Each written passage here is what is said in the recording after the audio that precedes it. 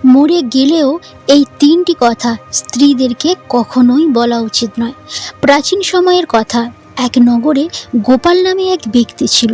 গোপাল মন থেকে ভোলা ভালা ছিল এবং খুব সহজ সরল ছিল। সে মন থেকে কখনো কোনো প্রকারের পাপ করেনি।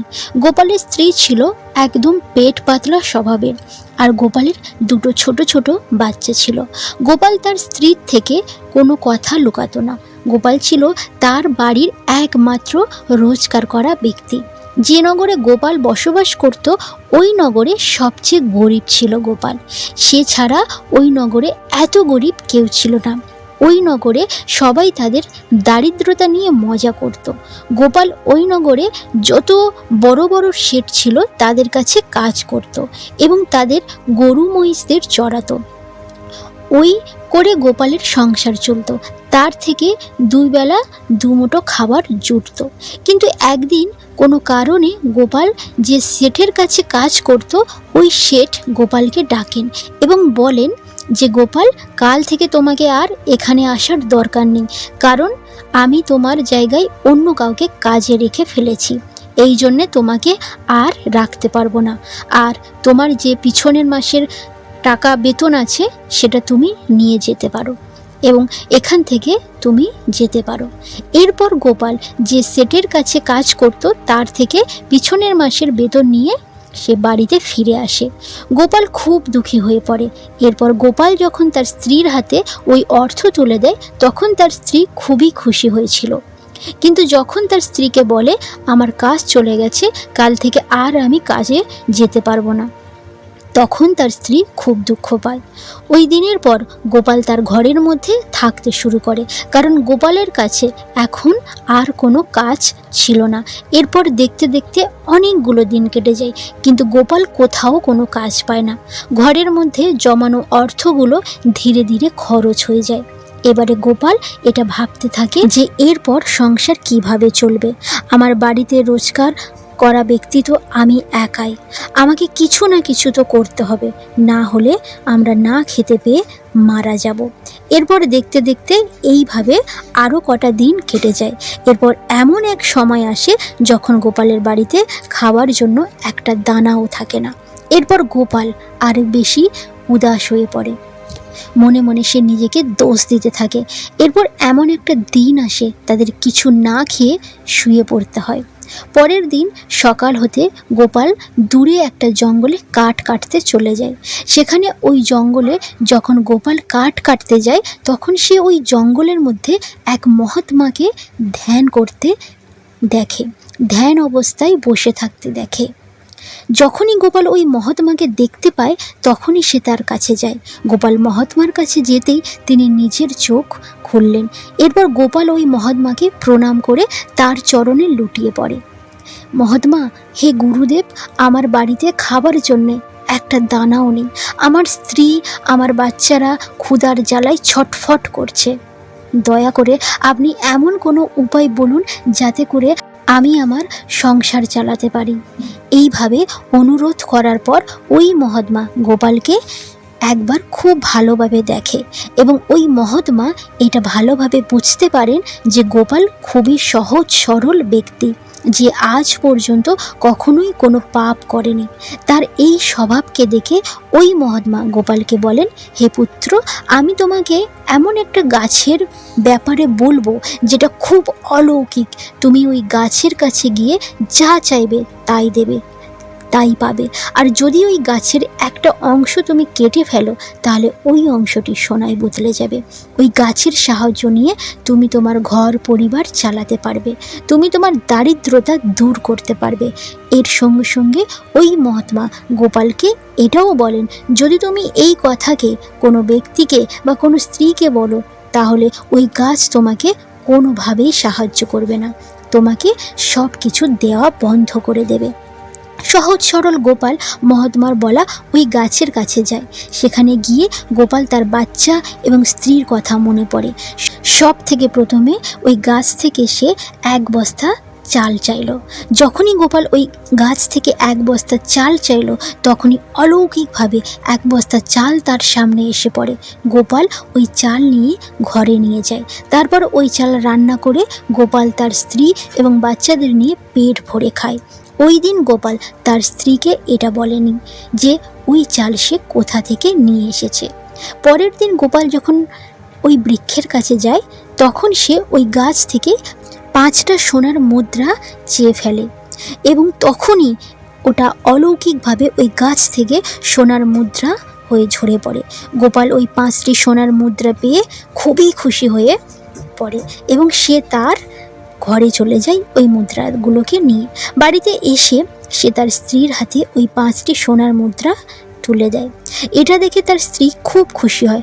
তারপর গোপাল তার সমস্ত কথা তার স্ত্রীকে বলে ফেলে, কারণ গোপালের স্ত্রী যখন গোপালের হাতে ওই 5টা সোনার মুদ্রা দেখে, তখনই সে গোপালকে জিজ্ঞেস করে যে তুমি এগুলো কোথা থেকে নিয়ে আসলে।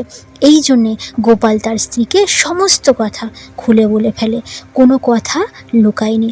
কিন্তু গোপাল এটা জানতো যে তার স্ত্রী কোনো কথা মনের মধ্যে চেপে রাখতে পারে না। সে যে কোনো কথা তার প্রতিবেশীদের বলে দেয়। সে যতটুকু কথা জানতে পারে সবটাই সে জানিয়ে দেয়। এই সমস্ত কিছু জেনেও সে তার স্ত্রীকে সমস্ত কথা জানায়। এইভাবে দেখতে দেখতে কয়েকটা দিন পেরিয়ে যায়। গোপাল প্রতিদিন 5টা করে সোনার মুদ্রা ওই বৃক্ষ থেকে চাইতে লাগলো।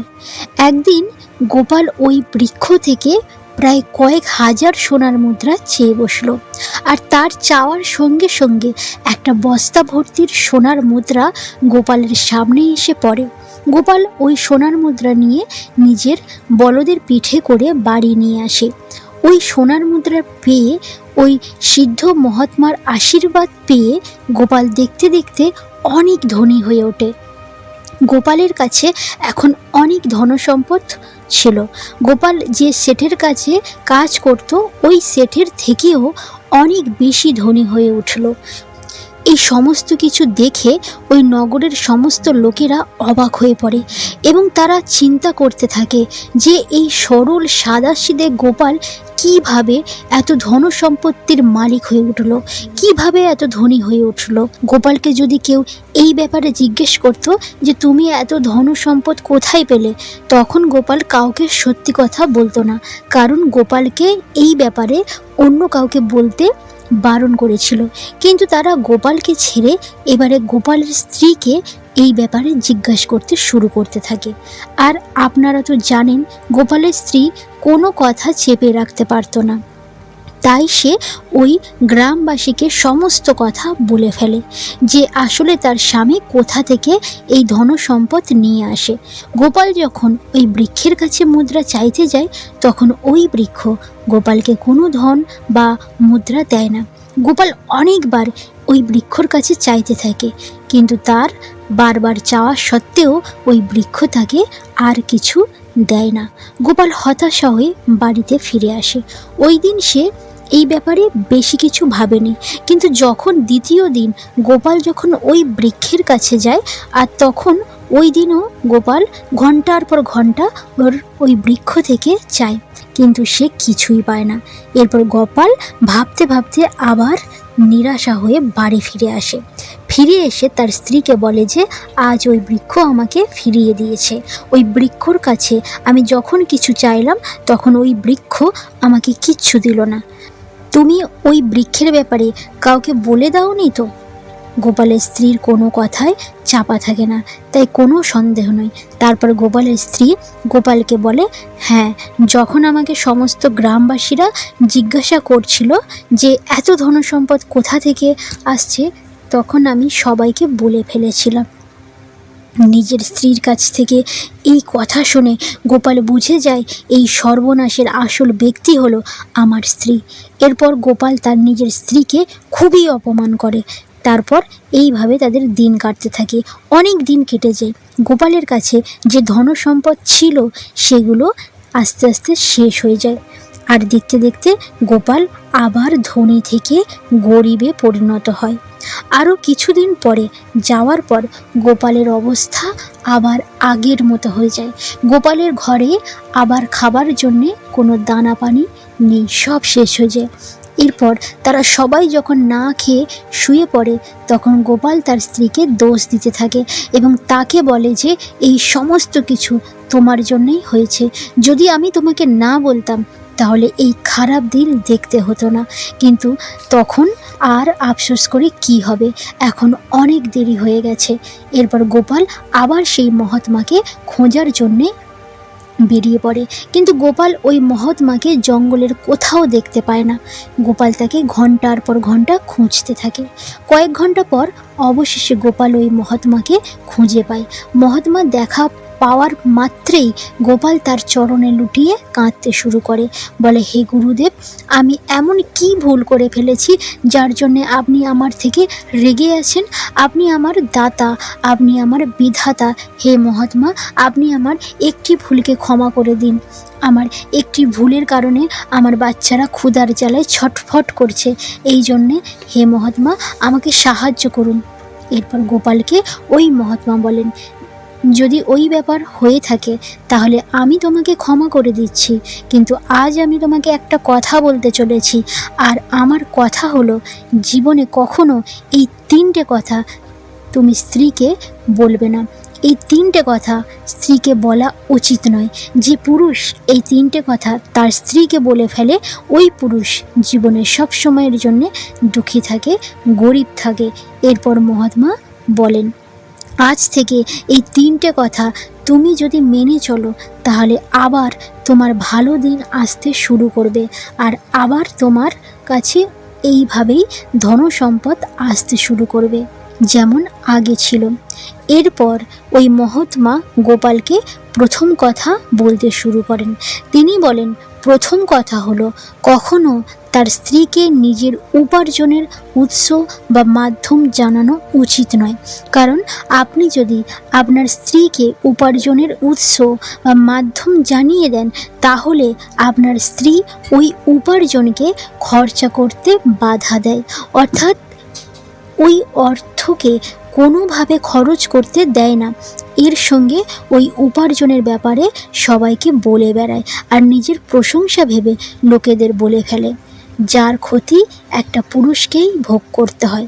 যেভাবে গোপালের স্ত্রী গোপালের উপার্জনের মাধ্যম জানিয়ে দিয়েছিল, ঠিক ওইভাবে কোনো পুরুষকে উপার্জনের মাধ্যম কখনো তার স্ত্রীকে বলা উচিত নয়। দ্বিতীয় কথা, কোনো পুরুষ তার স্ত্রীকে তার দুর্বলতার কথা জানানো উচিত নয়। কারণ যদি বলে যদি ফেলে তাহলে সে নিজে ফেঁসে যায়। যদি আপনি আপনার স্ত্রীকে নিজের দুর্বলতা বলে ফেলেন তাহলে বারবার সে আপনার ওই দুর্বলতা ধরে খোঁটা দেবে, বারবার আপনাকে দিয়ে তার কাজ করিয়ে নেবে।